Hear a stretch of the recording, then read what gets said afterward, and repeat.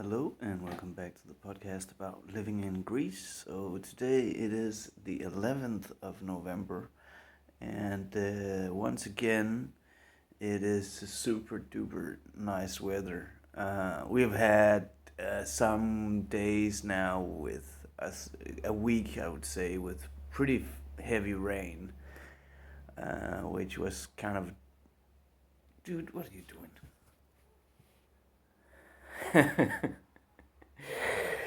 uh, with kind of heavy rain, but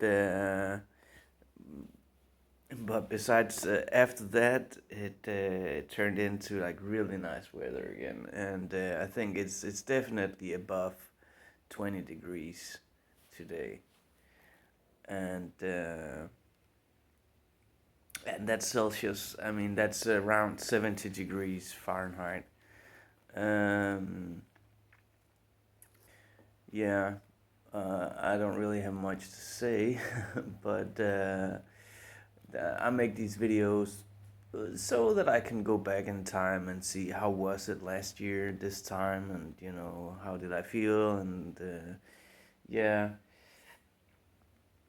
We have gotten new neighbors. They're building a house, so that's a lot of noise. But so far, they haven't really started yet. They just put up the fence around the house.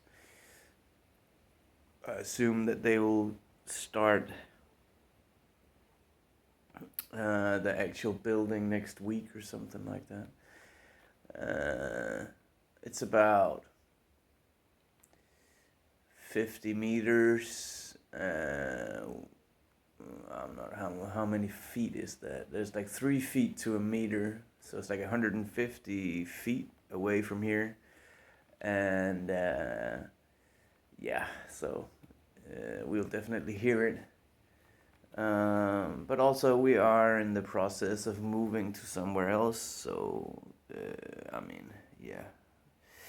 And we have talked about getting the oil furnace filled with oil so that we are ready for the winter. But so far, it hasn't really been cold enough that we could kind of motivate ourselves to do it. It has been, as I said, a rainy week, but besides that week, it has been really nice weather. So I think we will order the oil, and then we what we did was that we just turned on the air conditioner on the heating program whenever it was too cold, and that's like real. And then if you, I mean, when we were sitting right in front of that thing, it was totally fine. It was not cold at all. It really quickly heats up that area, but I mean, as soon as you turn it off, the heat disappears, right? It's kind of the same with the with the heating system, the oil heating system. I mean, it heats up the water tank, and that heats up the radiators, and then when the radiators are full with warm water, they do heat the room, right? But then after a while, that doesn't take that long for that water to kind of get cold again if you turn off the furnace. So there's that. And we have been looking into getting heat pumps and other kinds of heating systems. And I think a lot of people here has gas heating, which is kind of an off-grid solution where you get gas canisters and you just plug them into the system, and then whenever it's empty, you swap it out for a new one, and then that gas stove then heats the water boiler system, and then that the water is distributed out throughout the house. That seems to be like by far the cheapest solution. We can get one of those systems for 2,000 euro, which is a little bit more than $2,000. So don't sleep now, buddy. You're on television. You're on television. Yes, you're on television. Oh! Okay. Turns from sleeping into play mode in a second. Um, But yeah, so I think we're gonna go with that gas furnace. I also like the idea of being off grid with the heating source. I mean, you would be too with oil, right? But with oil, you're really relying on uh, people coming and delivering the oil with the huge oil tanks. You know, with the gas canisters, potentially you could just transport them yourself. And they're really, I mean, one of the other things that we thought of was getting a pellet furnace or whatever it's called, like with wood pellets. But you gotta transport like 2 tons of pellets, or at least 1 ton at a time if you want to get an efficient price. And just like where do you put that ton of pellets, and they can't get wet, and it's a really cheap and efficient solution also, but also you need you need to make a chimney in the house for that to work. And with the gas system, you can have the gas system standing outside the house, so you don't really actually need. You might need like a little hole in the wall for water vapors to escape, but that's about it. So I think, and I mean, the heat pumps is just totally out of the question. The price for one of those is just astronomical, and the electricity prices are through the roof here. I mean, and you can never rely on that. I mean, it's so vulnerable. We've seen that here in Europe, that the electricity system is super vulnerable to attacks, and I mean, even just like a solar flare will wipe it all out. Like happened in Portugal. I mean, all of a sudden you just have a couple of days or a week maybe where you have no heat, and if that happens in the middle of the winter, I mean, that's just like super dangerous. I would not even I would not even consider getting a heat pump. But also the noise that they make. I mean, and the cost of repairing them. Uh, and if you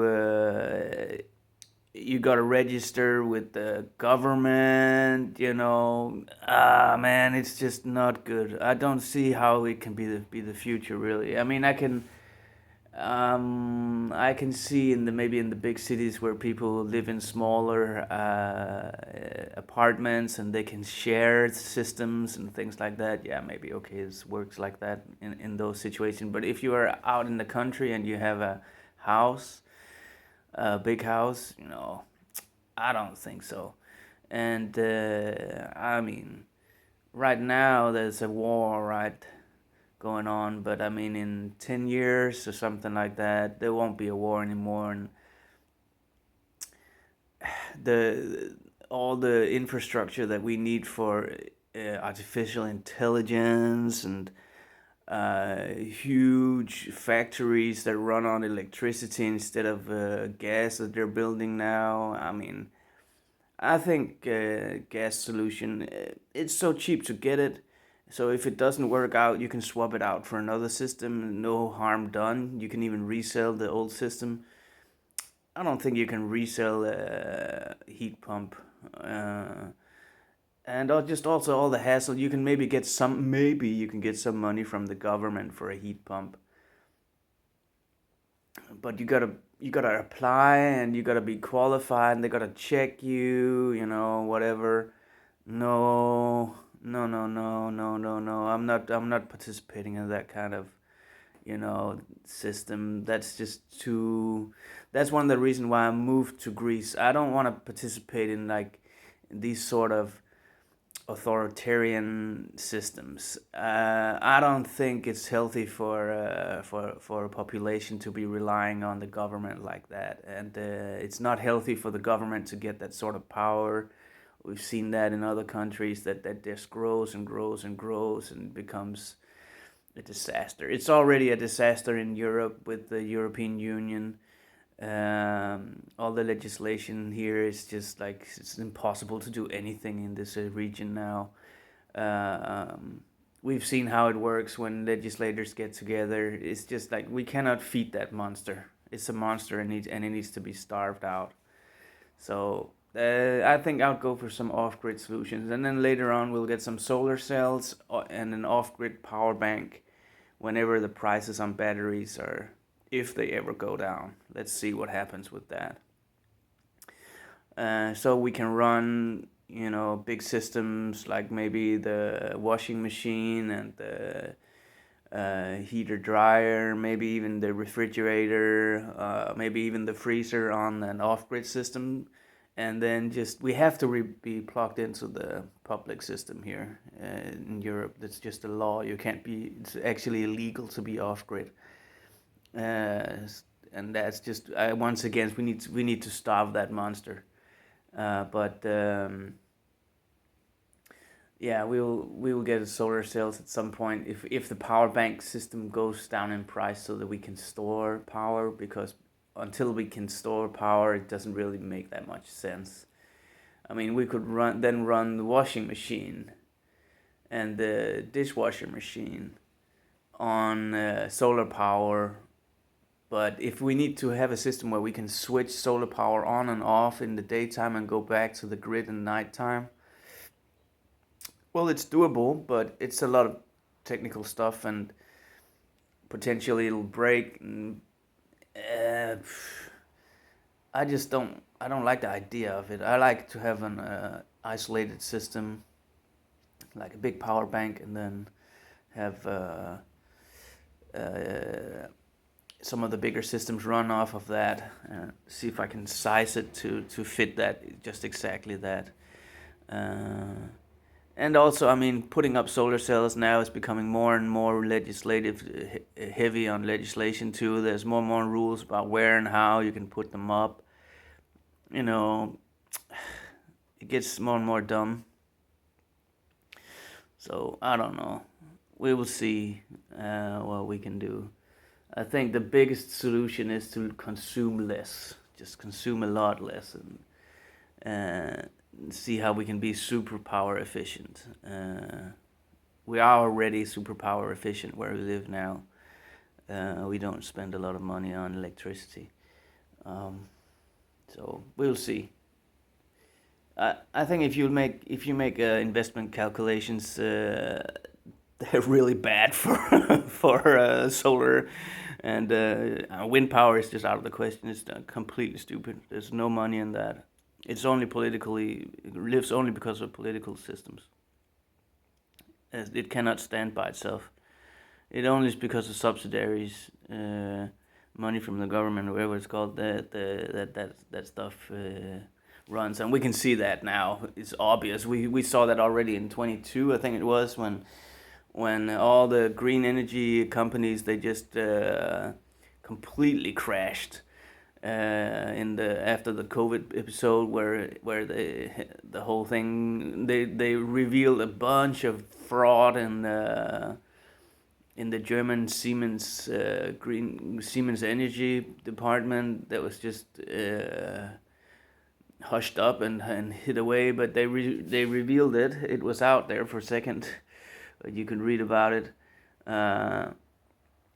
And then now that the Americans, they're no longer supporting this crazy idea, then the other green energy companies, they're almost just scraping the bottom right now. We'll see what happens. If we get a nuclear plant, then maybe we will be saved from all the EU legislation. But until then, I think it's better to try and leave as small as footprint as possible and be as self-sufficient as possible. And also, I mean, we could have down here it's still legal to have firewood. I mean, that's almost illegal in Northern Europe now. But that is probably the best way to become self-sufficient, having firewood. And I think we might want to look into having pot firewood heating also. Not only just because it's self-sufficient, but because it's kind of a super nice heat source sitting in front of the stove. It's just such a nice experience. So we're probably gonna look into that as well. But then we need a chimney, man. Then we need to build a chimney. Yeah. The less things we need to build, the better. And also the list things that needs to be regulated a better. The chimneys, of course, needs to be regulated and approved and all that kind of stuff. I think even once a year, maybe. I don't know how often, but they need to be approved. Yeah, I try to stay away from all that.